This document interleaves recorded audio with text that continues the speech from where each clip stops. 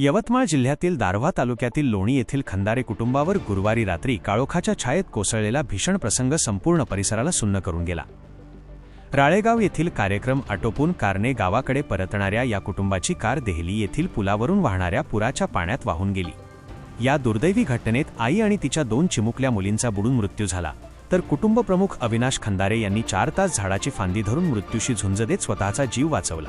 मिळालेल्या माहितीनुसार गुरुवारी रात्री 12:30 वाजेच्या सुमारास मुसळधार पाऊस सुरू असताना देहली येथील पुलावरून पाण्याचा मोठा प्रवाह वाहत होता। अंधारात पाण्याचा अंदाज न आल्याने कार पुलावरून घसरून थेट पाण्यात बुडू लागली।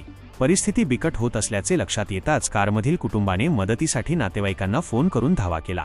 कॉल मिळताच काही नागरिक तातडीने मदतीसाठी निघाले, परंतु घटनास्थळी पोहोचेपर्यंत कार पाण्यात वाहून गेली होती। संकटाच्या वेळी अविनाश नामदेव खंदारे वय 45 यांनी प्रसंगावधान राखत कारची काच फोडून बाहेर पडण्यात यश मिळवले।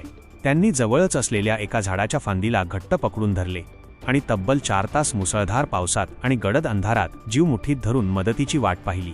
दरम्यान रात्री 2:30 वाजेच्या सुमारास तहसीलदार राजेश पौळ, तुषार राठोड, विजय मेश्राम व पोलीस पथक घटनास्थळी दाखल झाले।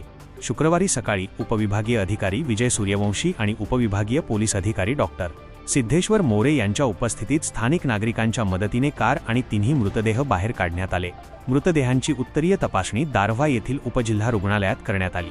या दुर्घटनेत माधुरी अविनाश खंदारे वय 40, प्राची अविनाश खंदारे वय 17 आणि साक्षी अविनाश खंदारे वय 12 यांचा मृत्यू झाला।